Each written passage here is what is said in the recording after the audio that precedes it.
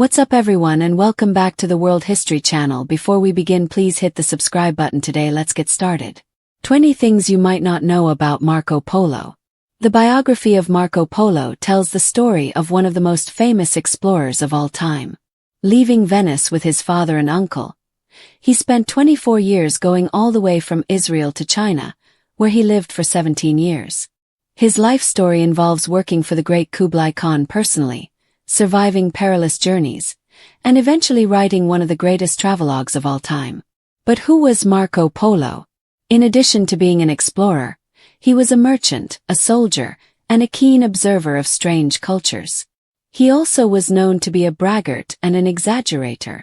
Some modern scholars don't believe that Marco Polo wrote his famous travels or even went to China at all.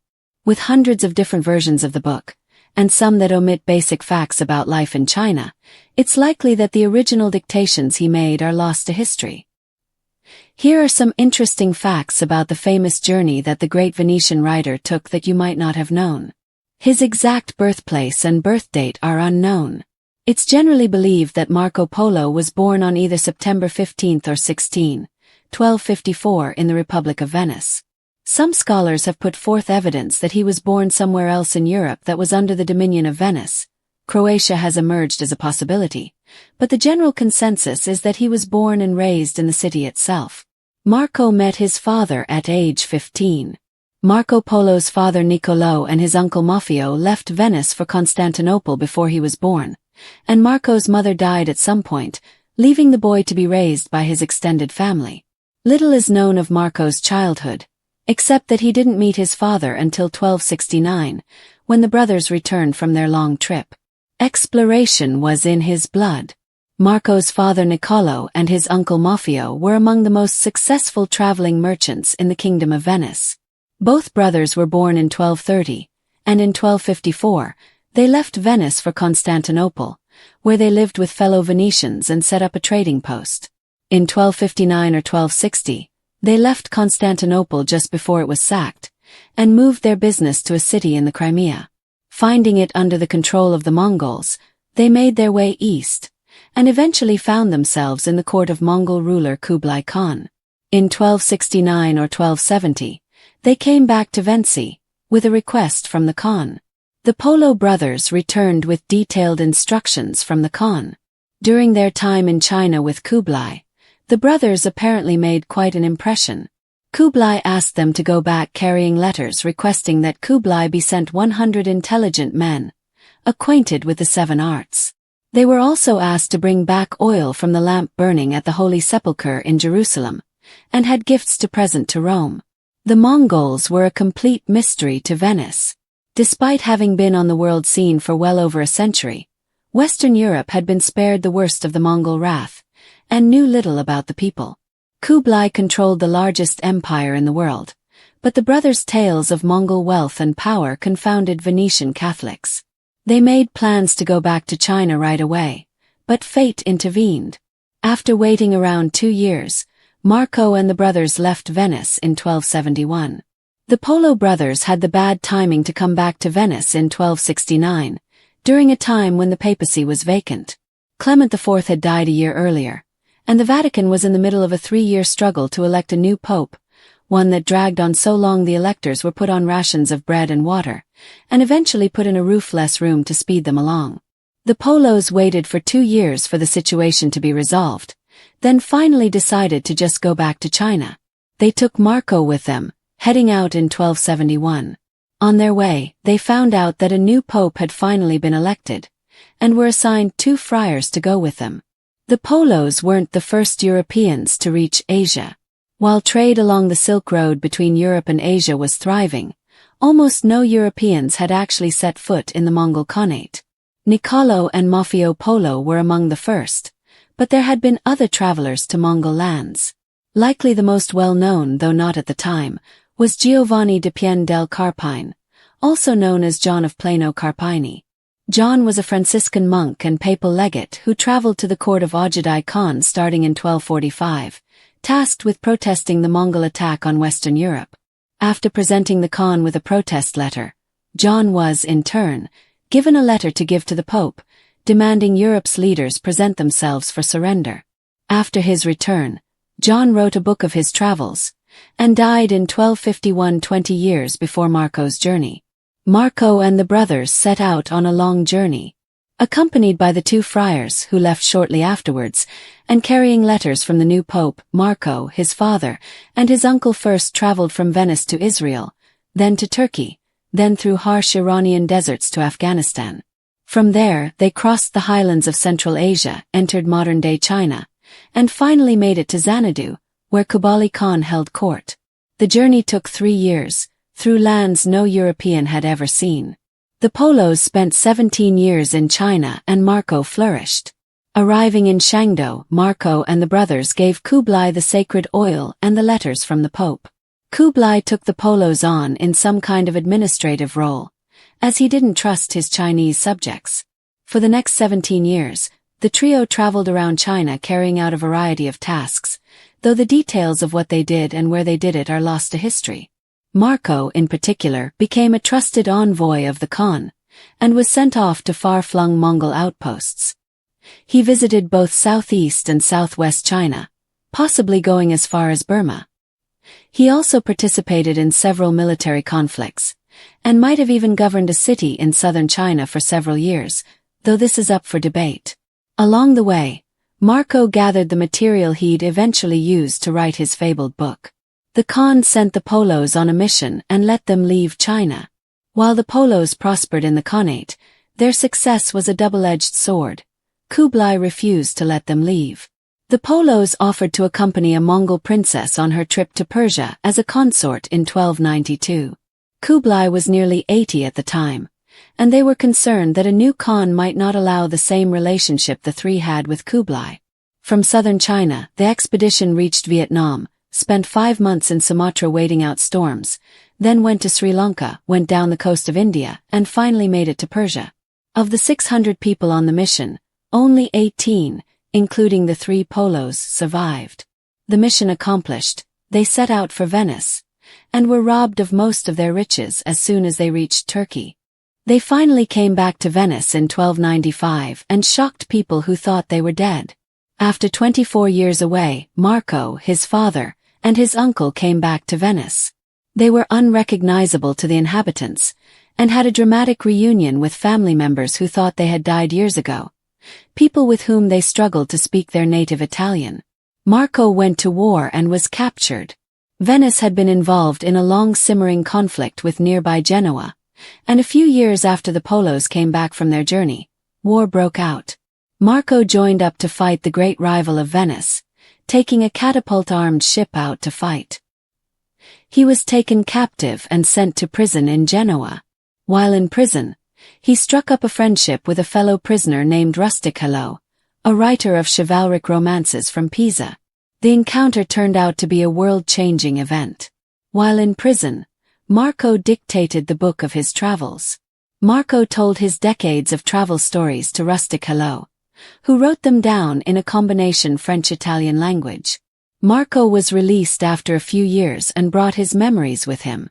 The book was originally called Books of the Marvels of the World but was published in Italian as Il Million, the Million, which it was supposedly called because contemporary audiences believed it was full of a million lies. Today, it's known in English as The Travels of Marco Polo. It contains no information on iconography like the Great Wall or Chinese tea, but does have detailed observations on the court of the Mongols, castles of the tribes of Persia, and contemporary battles. Some of it is painstaking, almost tedious minutiae about shipping and trade, while it also includes salacious descriptions of people who sounded almost otherworldly. The book was a huge success. The Travels of Marco Polo wasn't meant to be a memoir, but a cosmography of the lands he and his family members had traveled to. As such, it contains little of his own personality or personal memories, but more of his observations about the Mongols, the Chinese, the people of Southeast Asia, and Russia. All of these were lands that virtually nobody had ever set eyes on. Both Polo's descriptions of exotic places and people and Rustichello's fantastical descriptions of the strange people and events Polo saw were completely in line with a style that was popular at the time. As such, the book was a massive success. all the more remarkable considering that each copy had to be made by hand. No definitive version of the travels can ever exist. Like many books of the era before the printing press, there is no authentic draft of the travels of Marco Polo. Even the dictation that rustic Hello took would have been written down full of his own rhetorical flourishes. Subsequent translators and editors found many of Polo's observations inappropriate and heretical, and would have made changes to the text to fit it into church parameters. Polo himself made edits to various copies, and many other scribes added, changed, or subtracted details. Over 140 different manuscripts of Polo's travelogue are thought to exist, each with slight differences. Skeptics insist Polo didn't write the book, and maybe didn't even go to China. Given that it's likely the Italian title of the book was a takeoff of The Million Lies, there has always been a degree of skepticism about Polo's journey. Such doubts have only intensified in the centuries since his death, and have reached a fever pitch in the last 20 years. In 1995, the head of the Chinese section at the British Library wrote a book called Did Marco Polo Go to China? His descriptions, word choice, omissions, and timeline have all been relentlessly picked apart. Scholars point to him saying nothing about everyday Chinese traditions like chopsticks and foot binding, getting major details about military actions wrong, and never being mentioned in any Chinese record of the time. Supporters of Polo's veracity claim that he accurately reported things he saw and was told, but that the tales he was repeating might have been exaggerated from the start. Other travelers missed out on foundational details of Chinese life, and went under pseudonyms during their travels. His book had a profound influence on future explorers. Polo's account opened the European mind to a vast world waiting to be explored and exploited. The book's description of Japan set the wheels in motion for Christopher Columbus to undertake his journey in 1492, while his stories of the spices of the Far East encouraged Western merchants to seek out these areas for themselves, breaking up the trading monopoly held by Arab nations. The wealth of new geographic information recorded by Polo was widely used in the late 15th and the 16th centuries, giving invaluable details on shipping routes, native peoples, and cities. Columbus himself owned an annotated copy he took with him on the voyage that discovered the New World. After he left prison, he settled down. Marco Polo was released from prison in August of 1299. He settled down in Venice soon after that, starting a prosperous shipping business, marrying and having 3 daughters. He continued to make changes and alterations to his book, but he never left Venice again. He died in January 1324, at the age of 70. Upon his deathbed, he's alleged to have whispered, "I did not tell half of what I saw." Marco Polo had nothing to do with pasta coming to Italy. Marco Polo didn't bring spaghetti back to Italy from China, contrary to popular urban legend. One of the many editions of the travels includes a reference to Marco Polo eating a macaroni-type noodle in China. This isn't surprising, as China's history includes references to noodles going back to the 2nd century BCE. Arab tribes were eating noodles around that time as well. One Arab chronicler recorded thin flour noodles being eaten in Sicily in 1154, with other writers having other Italian cities making their own pasta variations after that. Another urban legend concerns Marco Polo learning the secrets of ice cream in China and bringing the refreshing food back to Venice, which likely isn't true either. Although they did have flavored ices, the Chinese did not have desserts made with milk. He's been commemorated with everything from a sheep to an airport. In the centuries since his death, Marco Polo has been commemorated in a number of ways. He had a sheep named after him that matched the description of one he saw in Afghanistan, and Venice's international airport is called Venice Marco Polo Airport. He's also appeared on Italian banknotes, and has been featured in a range of books, films, and TV series. The biography of Marco Polo tells the story of one of the most enduring legends in exploration, the tale of a man whose name became synonymous with curiosity, ambition, and the bridging of cultures. While most people are familiar with the broad strokes, Venetian traveler journeys east, meets the mighty Kublai Khan, and returns to write a book that stuns Europe, there are a great many things that history either glosses over or misremembers. For instance, even Marco Polo's birth is a matter of mystery. He was probably born in 1254, likely on September 15 or 16, in the Republic of Venice, though some evidence points to other areas under Venetian control, like modern-day Croatia. The Polo family were merchants, and Marco's father Niccolò and his uncle Moffio were already globe-trotting traders when Marco was born. In fact, Niccolò left for Constantinople before Marco was born, and his mother passed away in his early years, leaving Marco to be raised by extended family. When the Polo brothers returned to Venice in 1269, Marco was 15, meeting his father for the first time. And they didn't come home empty-handed. They brought with them a request from the Mongol Emperor Kublai Khan, who had been so impressed by them that he asked they return with 100 educated men, acquainted with the 7 arts, plus some holy oil from Jerusalem and letters from the Pope. However, this was an era of chaos in the Catholic Church.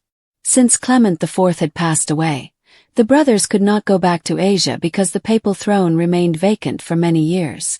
When they finally departed again in 1271, they brought Marco along, and thus began a journey that would span 24 years and reshape the Western world's understanding of the East. It is essential to keep in mind that the Polos were not the first Europeans to reach Asia. Others, like John of Plano Carpini, a Franciscan envoy sent by the Pope in 1245, had made it to the Mongol court, even delivering a letter demanding they cease their invasion of Europe. The Mongols replied by demanding submission. But unlike Carpini, who came and went quickly, the Polos would immerse themselves in Asian culture for nearly 2 decades. From Venice, Marco, his father, and his uncle traveled to Acre, modern-day Israel, to Jerusalem to retrieve the sacred oil, through Anatolia, Persia, and Afghanistan, and finally into the vast territory of Mongol-ruled China. The friars assigned to accompany them quickly turned back, daunted by the danger. But the Polos pushed forward, crossing deserts, mountains, and hostile territory, finally arriving at the summer court of Kublai Khan in Xanadu. There, they presented the relics and letters, and were welcomed into Mongol society. Kublai took a liking to Marco, likely impressed by his intelligence and observational skills, and gave him responsibilities across the empire. Marco asserts that he was a governor, a tax collector, and even a military commander, despite the fact that precise records have vanished. He traveled extensively, possibly as far as Burma, and observed cultures most Europeans had never even heard of. The Polos remained in China for 17 years, but their very success put them in a delicate position. Kublai was aging, and with his eventual death, their privileged position might not be safe under a new Khan. Their opportunity to leave came in 1292, when a Mongol princess was to be sent to Persia for marriage. The Polos volunteered to accompany her on the long and perilous journey, and Kublai reluctantly agreed. The sea voyage they joined was nightmarish. Of the 600 people who embarked, only 18 survived. The group sailed from China to Vietnam, spent months in Sumatra to avoid monsoon storms, then stopped in Sri Lanka and southern India before reaching Persia. After delivering the princess, the Polos headed back to Venice. Tragically, their ship was attacked and they were robbed of much of their fortune before reaching home. When they arrived in 1295, they were thought to be long dead. There was a sensation when they appeared again. Dressed in strange clothing and bearing riches and stories of a land no Venetian had ever seen, they were met with both fascination and skepticism. Marco, now in his 40s, struggled to speak fluent Italian, having spent most of his adult life immersed in other languages. But his adventures weren't over. In 1298, war broke out between Venice and its longtime rival Genoa. Marco, ever restless, took up arms and commanded a Venetian ship. He was captured during a naval battle and imprisoned in Genoa. There, in the confines of a Genoese cell, he met Rustic Hello de Pisa, a writer of popular romance tales. Marco began dictating his story, and Rustic Hello wrote it down, embellishing it with his flair for the dramatic. The result was a book titled The Description of the World, later known as Il Milione or The Travels of Marco Polo. It was equal parts travelogue, ethnography, and fantasy. It described immense cities, exotic customs, mythical animals, and technological wonders. Yet it also omitted curious things, There is no mention of the Great Wall of China, no reference to chopsticks, tea, or foot binding, all of which were prominent features of Chinese life. This led many to doubt Marco's veracity. Some called his book The Million Lies. Others insisted that Marco had never been to China at all, that he had merely heard stories from Persian merchants or cribbed from earlier travelers. Scholars are still divided. Critics note the lack of mention in Chinese records, factual errors in descriptions of battles and routes, and cultural omissions. Supporters counter that Chinese scribes often ignored foreigners, that travelers commonly used aliases, and that Marco was reporting what he saw or was told, much of which may have already been exaggerated. Regardless of the truth, the impact of his book cannot be overstated. Before the printing press, the travels of Marco Polo existed in more than 140 handwritten manuscripts, all with slight variations. It became a sensation across Europe. It wasn't a personal memoir, but a catalogue of marvels meant to open European minds to a larger world. Polo's observations shaped maps, influenced art, and inspired generations. Perhaps the most notable of those inspired was Christopher Columbus, who not only read Polo's book but carried an annotated copy with him on his voyage across the Atlantic. The wealth of geographical data Marco provided, about Asia, the Indian Ocean, Persia, and even Siberia, made his book the most comprehensive Western account of the East for centuries. It even played a role in reshaping Europe's economy, as it fueled the age of exploration, pushing merchants and monarchs to seek direct routes to Asia's spices, silks, and gold. Marco Polo got back on his feet in 1299 and settled down in Venice. He married, had 3 daughters, and never left his homeland again. He remained a wealthy and respected citizen, though never quite shook the image of the over-the-top storyteller. On his deathbed in 1324, when asked to recount his stories, Marco allegedly said, "I did not tell half of what I..."